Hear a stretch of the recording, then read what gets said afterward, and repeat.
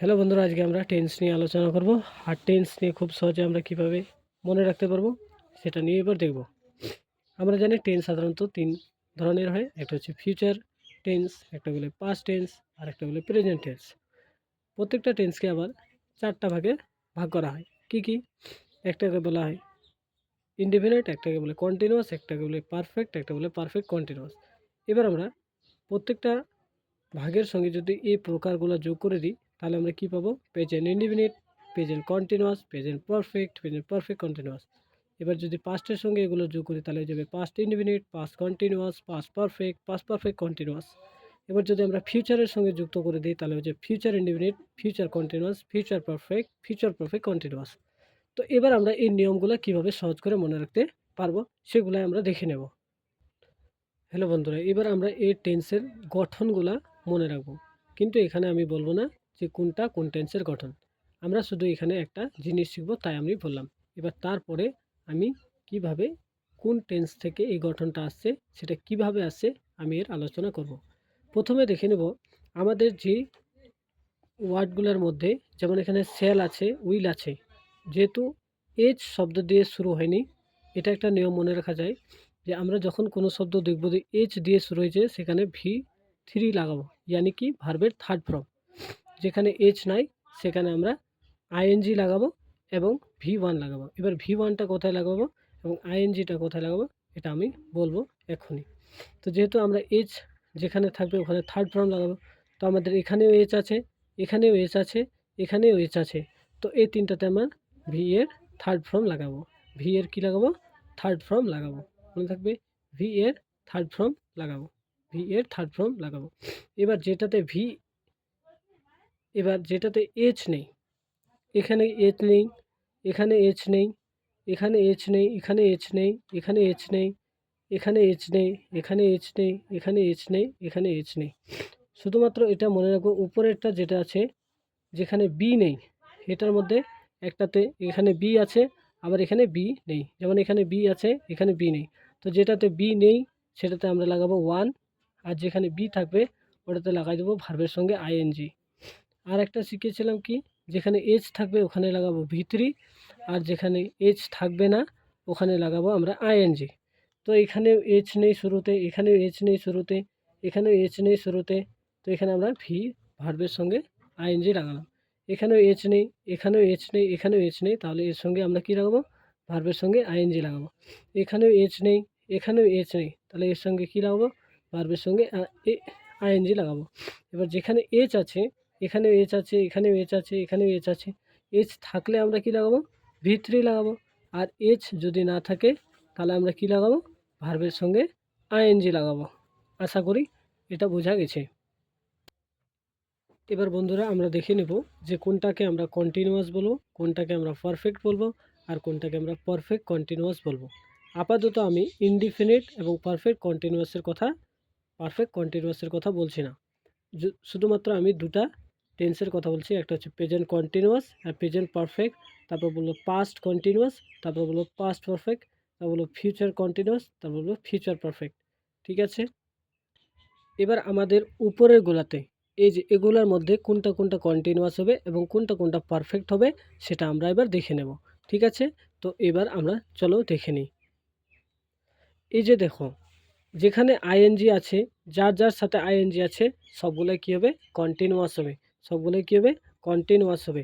তাহলে এটা সেল বা উইল প্লাস বি প্লাস ভার্বের সাথে আইএনজি, এটা কী হবে? কন্টিনিউয়াস হবে। কন্টিনিউয়াস হবে। আমরা কন্টিনিউয়াস কীভাবে চিনব? ভার্বের সাথে আইএনজি থাকলেই সেটা কী হবে? কন্টিনিউয়াস হবে। এম ইজ আর এর ভার্বের সাথে কী আছে? আইএনজি আছে, তাও এটা কী হবে? কন্টিনিউয়াস হবে। ওয়াজ ওয়ার ভার্বের সাথে কী আছে? আইএনজি আছে, এটাও তাহলে কী হবে? কন্টিনিউয়াস হবে। এটা কী হবে? কন্টিনিউয়াস হবে। এবার পারফেক্ট কোনটা হবে? ভার্বের যেখানে থার্ড ফর্ম থাকবে, ভার্বের যেখানে থার্ড ফর্ম থাকবে সেটা কী হবে? পারফেক্ট হবে। কী হবে? পারফেক্ট হবে। যেমন এটা কি আছে? ভার্বের থার্ড ফর্ম আছে, তাহলে ভার্বের থার্ড ফর্ম যেখানে থাকবে সেটা কী হবে? পারফেক্ট হবে। ভার্বের থার্ড ফর্ম যেখানে থাকবে কী হবে? পারফেক্ট হবে। ভার্বের থার্ড ফর্ম যেখানে থাকবে সেখানে কী হবে? পারফেক্ট হবে। এবার যেখানে ভার্বের সঙ্গে আইএনজি থাকবে সেটা কী হবে? কন্টিনিউয়াস হবে। কন্টিনিউয়াস হবে। ভার্বের সাথে যেখানে কি থাকবে? আইএনজি থাকবে সেটা কী হবে? কন্টিনিউয়াস হবে, কন্টিনিউয়াস হবে। ভার্বের সাথে যদি আইএনজি থাকে তাহলে ভার্বের সাথে আইএনজি থাকলে কী হবে, কন্টিনিউয়াস হবে। আশা করি এটা বোঝা গেছে। তাহলে এবার বন্ধুরা আমরা একটু টেস্ট করে নিই যে কোনটার সঙ্গে আইএনজি বসাবো এবং কোনটার সঙ্গে থার্ড ফর্ম বসাবো। তো প্রথমে আমি কি বলেছিলাম, যেখানে যে ওয়ার্ড এইচ দিয়ে শুরু হয়েছে ওর পরে যদি ভার্ব বসে তাহলে সেটা থার্ড ফর্ম হবে, আর যদি এইচ না থাকে তার সাথে কী হবে, আইএনজি হবে। এবার আমরা এটা দেখে নেব। তাহলে নিশ্চয়ই এখানে বোঝা যাচ্ছে যে এখানে এইচ দিয়ে শুরু হয়েছে, এখানেও এইচ দিয়ে শুরু হয়েছে, এটাও এইচ দিয়ে শুরু হয়েছে। নিশ্চয়ই তাহলে এরপরে ভার্ব কী আসবে, থার্ড ফর্ম আসবে, থার্ড ফর্ম আসবে। আর যেহেতু এখানে এইচ নেই, এখানে এইচ নেই, এখানে এইচ নেই, তাহলে এটা কী হবে, অবশ্যই আইএনজি বসবে। এর সাথে ভার্বের সাথে কী হবে, আইএনজি হবে। ডাব্লু, ডাব্লু, এখানেও ডাব্লু আছে, এইচ নেই। তাহলে আমি বলছিলাম যেখানে এইচ থাকবে বা যেই ওয়ার্ড এইচ দিয়ে শুরু হবে সেটাই কী হবে, তার সঙ্গে ভার্বের কী আসবে, থার্ড ফর্ম আসবে। কিন্তু যেহেতু এটা ডাব্লু ডাব্লু দুটাই এইচ নয়, তাহলে এর সঙ্গে আমরা আইএনজি বসাবো। যেমন এখানে এস আছে, ডাব্লু আছে, এইচ তো নাই। এইচ যদি থাকতো তাহলে আমরা থার্ড ফর্ম বসাতাম, এইচ যেহেতু নাই তাহলে আমরা কী বসাবো, ভার্বের সাথে আইএনজি বসাবো। আশা করি এটা ক্লিয়ার হয়েছে।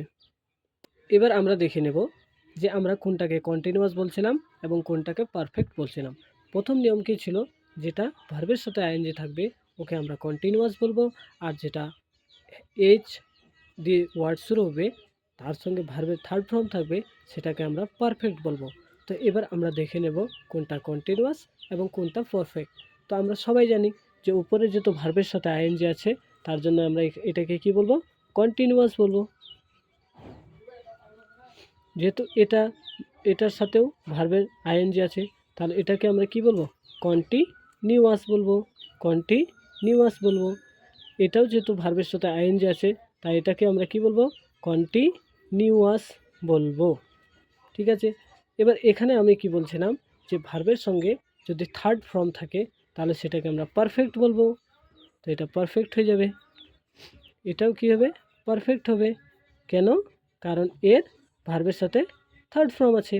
তাহলে আমরা বন্ধুরা এখান থেকে জেনে নিলাম যে আমরা কখন থার্ড ফর্ম বসাবো এবং থার্ড ফর্ম থাকলে ওটাকে আমরা কোন টেন্স বলবো, অবশ্যই আমরা বুঝে নিলাম। এবার আমরা ধরে নেব যে আমরা তো এখানে প্রকারগুলো জানলাম, একে কন্টিনিউয়াস বলবো, একে পারফেক্ট বলবো। তো এবার প্রশ্ন হচ্ছে কখন আমরা প্রেজেন্ট কন্টিনিউয়াস বলবো, কখন আমরা প্রেজেন্ট পারফেক্ট বলবো, কখন আমরা প্রেজেন্ট পারফেক্ট কন্টিনিউয়াস বলবো। এবার আমরা এই নিয়মটা ক্লিয়ার করব অন্য ভিডিওতে। আশা করি এই ভিডিওটা যদি আপনাদের সামান্যতম উপকারে লাগে অবশ্যই চ্যানেলটা সাবস্ক্রাইব করে আমাদেরকে সামনের দিকে নিয়ে যাওয়ার একটা সুযোগ দিবেন। আশা করি ভিডিওগুলো খুব লজিক্যাল মানে যুক্তিসঙ্গত হবে। যদি ভিডিওগুলো ভালো লাগে শেয়ার করবেন, লাইক করবেন। থ্যাংক ইউ দেখার জন্য ভিডিওটা।